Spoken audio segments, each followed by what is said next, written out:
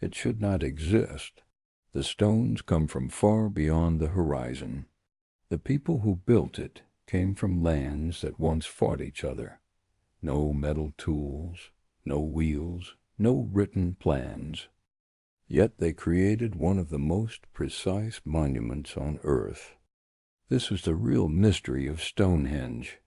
Okay, let's unpack this. We are diving deep today into one of the most enduring, compelling, and just mystifying monuments in the entire world, Stonehenge. It really is. I mean, everyone knows that silhouette, right? Those huge stones on Salisbury Plain. Exactly. And the mysteries around how it was built have always felt, well, permanent, almost like they were designed to be unsolvable. The big questions. Huh. How did these massive stones even get there? And maybe more importantly, why? Why would Neolithic people pour so many resources into this one project? Well, our sources today are all centered on some pretty astonishing, genuinely game-changing discoveries. They come from archaeologist Mike Parker Pearson and his team. It's a huge multidisciplinary team. They've used, 21st century science, everything from high-res geological fingerprinting to forensic bioarchaeology. Right, to decode secrets hidden not just in the stones, but in the earth right underneath them. So for you, the listener, who wants that knowledge quickly, but also wants it to be thorough, our mission today is to trace that whole journey. The entire thing. We're talking the literal movement of these colossal stones, but also the movement of the people who moved them. And we're going to get to the profound and I think really unexpected reason why this incredible landmark was built at that exact moment in history. And that reason, that why, is what really transformed Stonehenge from, just an engineering puzzle into this deep study of human sociology, of conflict resolution even. Because for centuries, the focus was purely on the logistics, wasn't it? Oh, completely. The central enigma for researchers was always the how. How did ancient people working with, stone tools and rope?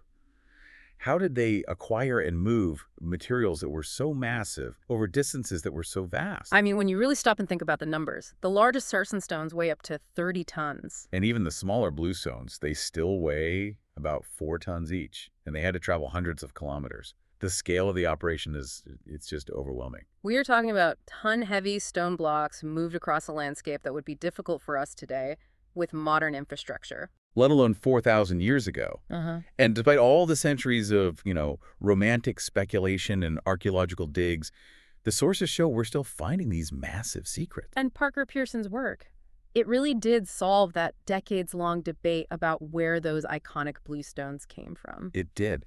The fundamental question they faced was, how do you coordinate moving these enormous rocks over 225 kilometers? Right. What level of human organization does that even take? But the genius of the research, and we'll get into this, is that the answer to the how led them directly to the why. And the why is it's a much more powerful story. It is. It's a human story. So let's start at the beginning of that journey with the hard evidence, the stuff that's literally written in stone. The stones themselves. Right. When you look at Stonehenge, you might just see, big gray rocks. But a geologist, a chemist, they see a detailed biography. A fingerprint. That's the perfect word for it. Every single stone has a unique geological fingerprint, and this isn't a metaphor, right? Not at all. It's based on the specific mineral composition, the texture, the crystal structure, and, critically, trace element analysis of the rock. So it's like rock DNA. That's a great way to put it. This detailed signature lets scientists definitively trace the rock's formation and, crucially, its exact quarry origin. There's no ambiguity. And the findings about the smaller bluestones, which were still, as you said, massive, were absolutely unequivocal. Mike Parker Pearson's team, using this incredibly specific analysis, they confirmed what had been a strong theory for a while. Some of these monumental stones standing at Stonehenge today originated a staggering 225 kilometers away in the Presley Hills of Pembrokeshire, Wales. And to confirm this, Parker Pearson didn't just, guess. He brought in expert geologists, Dr. Richard Bevins and Dr. Rob Ixer. Their whole job was to match the very specific rock types. The spotted dolerite and rhyolite? Exactly, to match those from Stonehenge to their source. And they didn't just find a similar rock formation, they found the specific quarry, the exact spot. They found evidence where large blocks have been cut directly from the bedrock. And what makes this particular rock type so compelling is how rare it is. It's not just any old rock. No. The sources are very clear on this. This exact type of rock found in the Bluestone Circle at Stonehenge is only found in one other place in the entire British Isles. Which is that specific area in Wales. That specific area in Wales. So the geological match isn't really up for debate anymore. It ties the monument, irrefutably, to this very distant region. What I find maybe even more fascinating than the distance is the timeline of all this. Oh yeah, this is a huge piece of the puzzle. The evidence suggests that some of the quarrying, the initial extraction of these blocks in the Preseli Hills, was happening as early as the 4th millennium BC. Which is centuries, literally centuries before the first stone circles were put up at Stonehenge. So that suggests, what, two possibilities? And they're both kind of mind-bending. Right. Either this was an unbelievably long-term, multi-generational plan. Where they're just stockpiling these sacred rocks for hundreds of years. Or, and this is maybe more likely, these specific Welsh stones already had some immense sacred or ritual significance long before they were ever moved. So the monument at Stonehenge was either incorporating pre-existing holy relics, so to speak? Or maybe even recreating a sacred site that had previously existed in Wales. So they weren't just moving rocks, they were moving a holy place. Exactly. The source material forces us to see that these were not just random rocks chosen for their size or their strength. If they just wanted hard rock, they could have found it much, much closer. Right. This points to a deep, almost spiritual necessity that was tied to the material itself.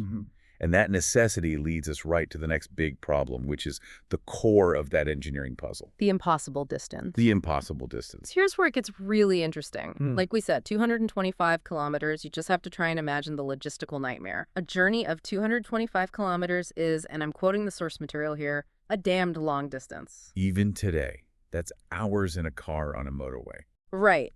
Now picture Neolithic people trying to move multi-ton stone blocks across that kind of terrain 4,000 years ago. I mean, you're crossing hills, major river valleys. There would have been forests, marshes, uneven ground. It's so immense that it forces you to just discard those simple romantic ideas of a few strong guys pulling on ropes. Oh, absolutely. This required a massive coordinated effort. It's engineering, it's administration, it's continuous logistics. It's a military-grade operation. Which is why the initial hypothesis about how the stones got there always had to fight with the brutal reality of that 225-kilometer distance. And when we talked about that distance, we should probably break down the logistics that the sources discuss, because there were really two main paths they could have taken. Neither one is easy. All right. The first route is mostly overland. So, moving the stones down from the Preseli Hills, probably on sledges or rollers, across the lowlands of South Wales. And then you hit a massive problem, the Severn Estuary. A huge geographical barrier. Crossing that would involve building sophisticated rafts or barges, which is a whole other engineering feat. And even after you cross, you still have a long overland drag to Salisbury Plain. Right. The second, and maybe slightly more plausible route, involves using water as much as possible. So sea and river travel. Exactly. Transport the stones down to the coast, load them onto sturdy boats, and sail them around the Bristol Channel, which is famously treacherous. With some of the strongest tides in the world. Right. Then they'd land near the mouth of the River Avon and navigate the Avon upstream as far as they could, and only then make the final overland haul. But even that route involves so much transshipment, land to sea, sea to river, river back to land. Every step is another chance for a multi-ton disaster. A disaster. And regardless of the route, you're talking about keeping an organized group of people working together for a journey that would have taken, what, weeks, months for a single batch of stones. It's not just a challenge of strength, is it? It's a challenge of resource management. Completely. You have to feed and house dozens, maybe hundreds of people for that whole time. You have to constantly repair the wood, the ropes, the sledges. It just forced researchers to get really serious about what ancient technology was actually capable of. And that difficulty, the sheer scale of moving those stones, has naturally led to these competing ideas about how it was even possible. You really have two main opposing hypotheses. Okay, so what's the first one? Hypothesis number one relies on the brute force of nature, the glacier theory. Right. This is an attractive idea, isn't it? The Earth did the heavy lifting. It is. It suggests ancient humans were just being opportunistic, not superhuman engineers.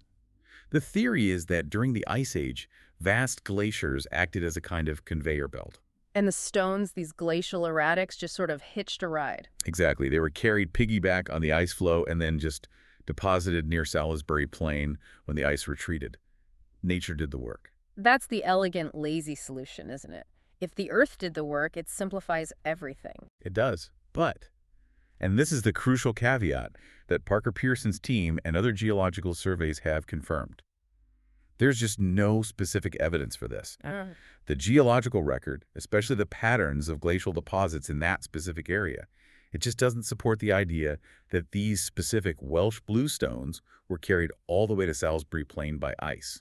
So you'd expect to find other Welsh rocks scattered around the area, not just the ones they used in the monument. Precisely. You'd find a whole trail of Welsh erratics, but you don't. So the weight of the evidence points firmly away from glaciers and towards human intelligence and technique. Which brings us to hypothesis number 2. This is the one that requires massive human ingenuity and coordination. Right, the human-powered solution. And I think we often fall into this trap of underestimating ancient people, assuming anything complex has to involve high-tech machinery we don't know about. But the sources really remind us that the combination of knowing how a little trick of physics and organized labor has always been enough to solve monumental problems. And the main example they talk about is this fascinating bit of applied physics called the wobble technique. Yes, this is a brilliant principle based on kinetic energy and leveraging an object's own center of gravity. So how does it work? Okay, think about it with the analogy of a huge, heavy cabinet, like the source describes. If you try to just drag it, you're fighting enormous friction. Right. You'll scratch the floor and get nowhere. But if you can tip it just enough so it balances for a split second on a single corner, a pivot point, the object basically becomes its own lever. You're channeling all that weight into one tiny spot. Precisely. And by shifting the center of gravity, a small coordinated push or a wobble can move it. The beauty is that the technique, the gewusst way, as the German source says, the knowing how, it requires immense coordination, but actually very little brute strength compared to the object's mass. You're just harnessing simple physics. And this isn't just a theory. The sources point to real-world tests of this, right? They do. Researchers successfully tested a similar kinetic walking technique on the colossal Stonehenge, the Moai, on Rapa Nui Easter Island. Wow. They used only simple ropes, tied strategically to the top of the statues, and managed to literally walk them across the island with coordinated rhythmic pulling. That's incredible. So this combination, the knowing how plus the united forces, that's what made these complex movements possible.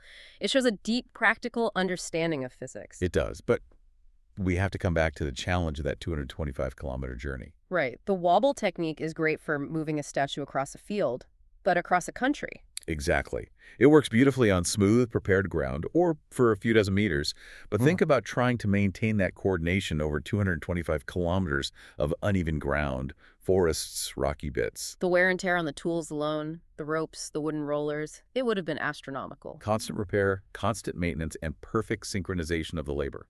A single slip, one broken rope could send a multi-ton bluestone careening down a hill. It's just.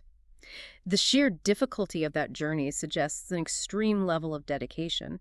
This wasn't a casual project, it was an act of profound commitment. It must have been. It probably required mobilizing resources and people from multiple communities all working together. That's the critical point, isn't it?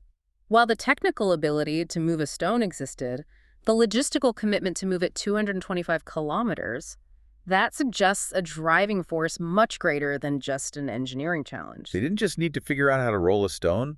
They needed to figure out how to manage the entire expedition for months on end. And that realization that the logistics demanded this huge social organization, that's what made the researchers pivot their focus. Right. If they couldn't find traces of the ancient road by scanning the ground, maybe they could find traces of the ancient people who did the work. So the geophysicists start scanning the ground, looking for subtle changes in the soil, hoping to find a buried trackway. But what they stumbled upon was a discovery far more significant than a road.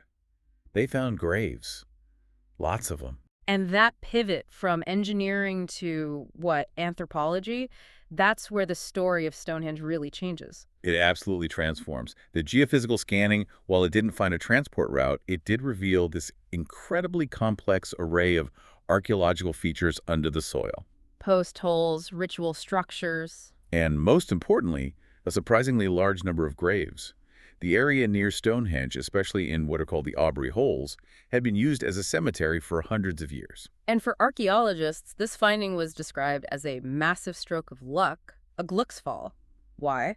Because human remains, They offered direct, incorruptible evidence. Every single bone fragment tells a story about life, diet, health, and critically, the geographical origin of the person buried there. So this discovery caused a major research pivot for Parker Pearson and his team. A huge one. The idea became, if they could figure out where the people buried there came from, especially the people buried after the construction started, it wouldn't just tell them who built Stonehenge. It would give them massive clues about the real motive, the true purpose of the entire stone circle. The builders' identities were suddenly accessible through this cutting-edge bioarchaeology. And to do that, they turned to one of the most powerful forensic tools we have today for tracking ancient human movement, strontium isotope analysis. Yes, it's an amazing technique. Okay, let's dive into the science here because it is fascinating. How exactly does looking at a bone tell you where someone grew up? So it's all rooted in geology and chemistry. Strontium is a naturally occurring element, and it's chemically very similar to calcium. So your body just absorbs it like calcium. Exactly. It gets incorporated right into your bone structure.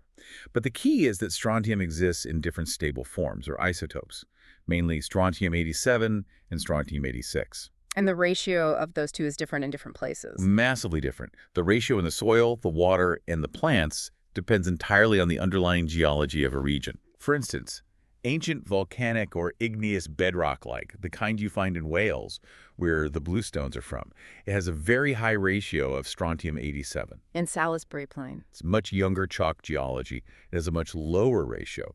So when you eat local food and drink local water, your body absorbs that local strontium signature. And that gets recorded in your bones. Permanently. It's locked into your teeth, which form when you're a child, and it's continuously recorded in your bones as they remodel throughout your life. So it's like an unchangeable biological passport. That's the perfect analogy. By analyzing the specific strontium isotope ratios in the bones they dug up, researchers can create a geographical fingerprint of where that person spent their early life. That makes so much sense. It's like the geology gives the water a specific flavor, and that flavor gets recorded in your body forever. Precisely. And the scale of this project was just staggering. It really underscores how solid their conclusions are. They didn't just look at a few graves. No, they looked at over 500,000 bone fragments, all recovered from the area, all analyzed and statistically evaluated. 500,000. Wow. And that volume of data lets you move way beyond just guessing.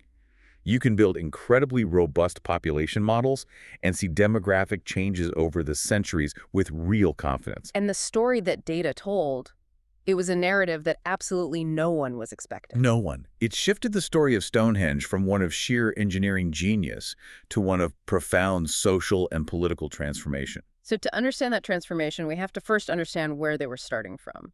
The initial findings, from the graves that dated to the period before the bluestones arrived, they painted a really grim picture. A violent picture.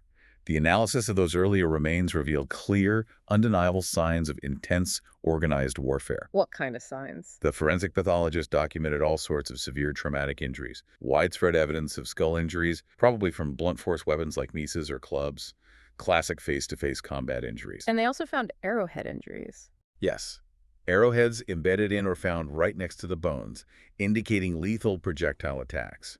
This wasn't random violence. This was war. So this evidence strongly suggests that the whole region around Salisbury Plain, right before the big construction phase, was characterized by a long, sustained period of conflict. Absolutely. The sources imply it was a war between different regional groups, probably distinct tribes fighting for dominance in the south of England. The evidence even points to a clear geographical division in the conflict. A kind of east versus west situation. Very likely. People from the west fighting people from the east, with Salisbury Plain as this contested zone. The environment was not peaceful. It was defined by war. And knowing that violent history, it makes what they found next in the later graves, the ones from the time the bluestones arrived, so dramatic, so transformative. It's a hinge point in history. The archaeological records suggest Stonehenge was built right at the moment when that destructive cycle finally broke. So what were the results from these later burials? They were compelling in two crucial connected ways. First, there was a sharp, significant decline in war injuries. A decline. A massive one. Where the earlier burials showed constant violence, the later ones showed hardly any trauma associated with conflict. This isn't just a small dip, it's a huge social shift. It suggests the end of organized warfare. And a deliberate move towards peace. A very successful one. Oh. And this peaceful transition is powerfully linked to the second result. Which was? The geographical origin of the people being buried changed dramatically. The strontium isotope analysis of those later graves showed the population was no longer purely local. So people were coming in from other places. Yes, over 20% of the people buried at Stonehenge originated from Wales, specifically from the exact same distant geological region as the bluestones. And that is the moment. That's where the two central mysteries, the stones and the people, they just click together. They converge into a single cohesive narrative. The movement of those massive sacred bluestones over 225 kilometers from Wales was mirrored by a significant sustained migration of Welsh people, at least a fifth of the population, to the Stonehenge region. It's the same journey. It's the same journey. And this synergy led the researchers, especially Mike Parker Pearson, to their crucial insight, their working theory. The construction of Stonehenge wasn't just an engineering project. It was an act of profound political diplomacy. It was a part of an active unification. To bring different tribes in South England together. People from the West closed ranks with those from the East. Stonehenge, in this interpretation, was conceived and built as a monumental peace treaty designed to end centuries of devastating conflict. The implications of that are just stunning. We spend so much time studying ancient history through the lens of conquest and conflict. To find a story centered on a deliberate, monumental effort to achieve lasting peace it's genuinely resonant. It is. But let me just challenge that slightly. The analysis says 20% were Welsh. That means 80% were still local or from other areas. Right. So does focusing so heavily on the 20% Welsh graves and the Welsh stones, does that risk overstating the unification aspect? Or does the sheer effort involved make that 20% count for more? That's an excellent point, and it needs nuance. The fact that the majority of the population was local, from the wider southeast of England, actually reinforces the idea of unification. How so? Because it wasn't a replacement or a conquest. If the Welsh had conquered the region, you might expect to see a majority Welsh population in the graves, or evidence of violence against the locals. Or you don't see that. You see the violence stopping. Exactly. Eh? Instead, you see the local people are still dominant, but they're deliberately incorporating this very specific, distant group into their most sacred and lasting structure. So the significance isn't just the head count, it's the symbolism. The symbolism is everything. They incorporated the most sacred elements of their former rivals, their stones and their people, into their central sanctuary. It's like two warring nations merging their flags into a new one. Creating a shared identity. A shared identity and a shared sanctuary. And that required huge contributions from both sides. Which brings us to this grand and really hopeful theory from the sources. Researchers now believe Stonehenge was built specifically to unite these previously warring tribes in southern England. Creating a new super-regional identity. The people of the West, symbolized by the insane effort of moving their sacred bluestones, physically joined the people from the East on Salisbury Plain. And the main purpose of the monument was therefore intensely socio-political. It was about creating a shared sanctuary, a common place of worship, a tangible, colossal pledge of cooperation meant to turn former enemies into partners. It goes way beyond ritual. It's monumental diplomacy. It is. And honestly, there is a profound beauty in this theory. The idea that they were creating a monument to peace and quite literally ending the conflict beneath the stones. Burying the hatchet. Or as the German source puts it, das Kriegsbeil begraben. They didn't just stop fighting, they started the most challenging civil engineering project of their time together. But while that motivation for peace is a powerful theory, we do have to acknowledge the ambiguities that are still there. Of course, history is never that clean. And the source material raises these crucial open questions that science alone can't answer. For example, the nature of the unification itself. Was this whole union voluntary? Right. Did the Welsh tribes willingly carry their sacred stones all that way as a contribution to this peace project?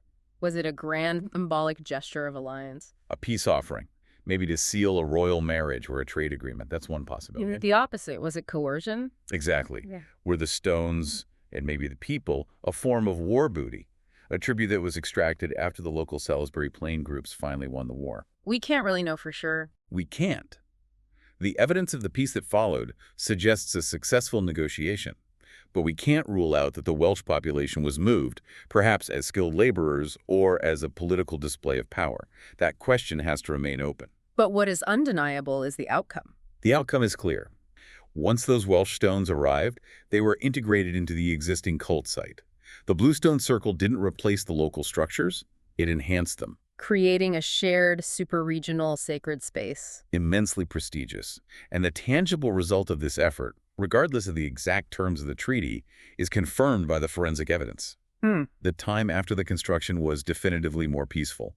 The violence just plummeted. And it's important to remember, too, that while the main purpose seems to have been this socio-political peace treaty, we shouldn't forget its other well-known function, which probably reinforced its importance as this unifying site. The astronomical alignment. Exactly. Stonehenge also functions as a gigantic, incredibly precise observatory.